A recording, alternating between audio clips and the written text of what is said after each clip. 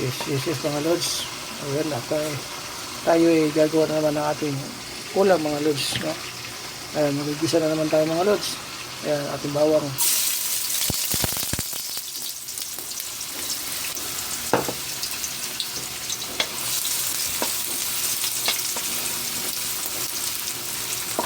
Ayan. Siyempre mga lods, no? Pag may bawang, mayroon tayong sibuyas. Ayan mga lods, yung ating sibuyas.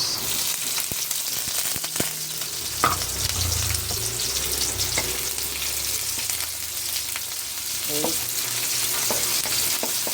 Samahan niyo ako mga lods dito sa ating recipe for today mga lods. Ulam natin sa tanghali ito. Ayan, bigyan natin ating chicken para magisa na natin. Okay.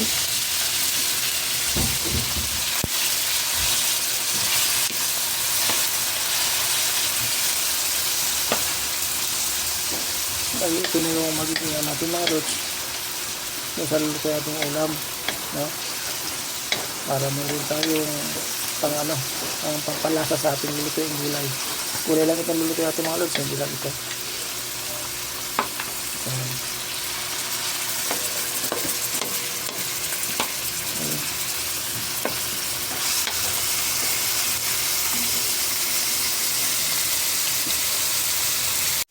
Ayan. Habang niluluto natin mga lods ng ating chicken, ayan, lagyan natin mga lods ng ating yung ating cubes. Kalahati lang ito mga lods. Okay lang yan. Pero siyempre mga lods, no, habang niluluto natin ating ulam, ang ating recipe, ay siyempre shout out na natin mga lods ng ating mga kapwa content creator. Ayan yung ating mga viewers. Kaya shout out po sa inyo lahat. At siyempre kasama na mga lods yung ating mga followers, supporters, at yung ating mga top fan buds. Ayan. Lalo na mga lods sa ating mga star sender. Ayan. Shout out po sa inyo lahat. At siyempre mga lods, huwag natin kalimutan yung ating mga kawayan ng mga OFWs nasa ibang lugar. So, ayan. Ingat po tayo. Ingat po kayo dyan. At siyempre gabayan tayo ng kung may kapal mga lods sa ating mga ginagawa sa araw-araw. Ayan, hindi lamang tayo at pagpatuloy natin yung ating ginagawa. So ayan, mga lods, no? Okay, ayan, lutuin lang natin mga lods yung ating chicken. Okay, ito naman yung ating binirito mga lods. Ayan, magpito tayo para merong partner yung ating gulay. Ayan, medyo tumitira kasi mga lods ayan. Okay,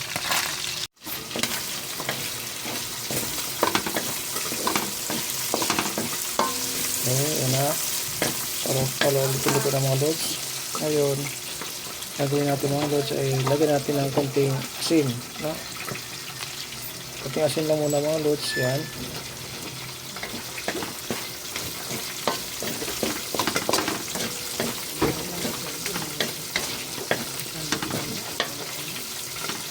Okay.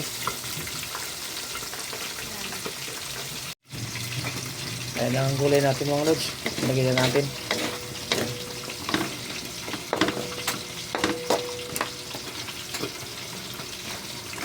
Ayan. Okay.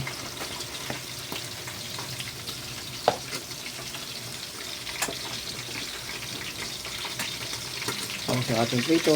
Ayan na. Luto na. Ayan na mga lods.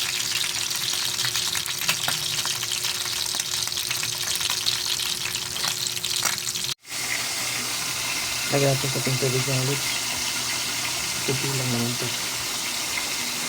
Ayan. Para may sabaw-sabaw mga lods, diba? Ayan. Para may sabaw-sabaw yung ating gulay. Kunti lang naman. Okay.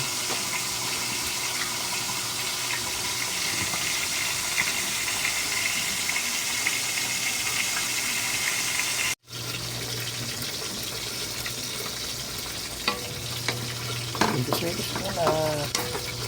Mikos-mikos muna natin ang ating gulay. Ayan. At siyempre, lagyan na natin ng pampalasa. Ayan, ang ating masarap. Mga lods. Oops. Okay. Kunting ikos.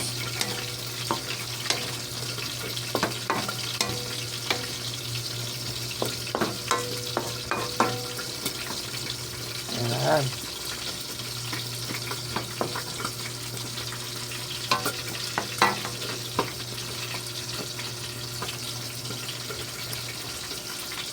Wow.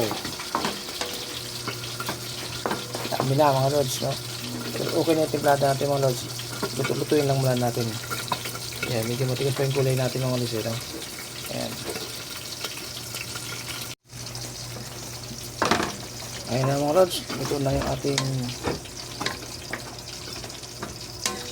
recipe na pinakbit mga lods, no? Gulay na pakbit. So, ayan. Ayan ang ating recipe ngayon mga lods. Ngayong ating tanghalian. So, ayan. Tikman na natin. Last na tigit natin mga lods para madesisyonan na natin. Now, medyo lagyan natin ng konti mga lods, no? Okay na naman siya pero konti pang asin. Yan, okay na. So, yan na mga lods. Thank you very much sa mga lods at thank you for watching. God bless po sa ating lahat mga lods. Enjoy lamang tayo. Bye bye.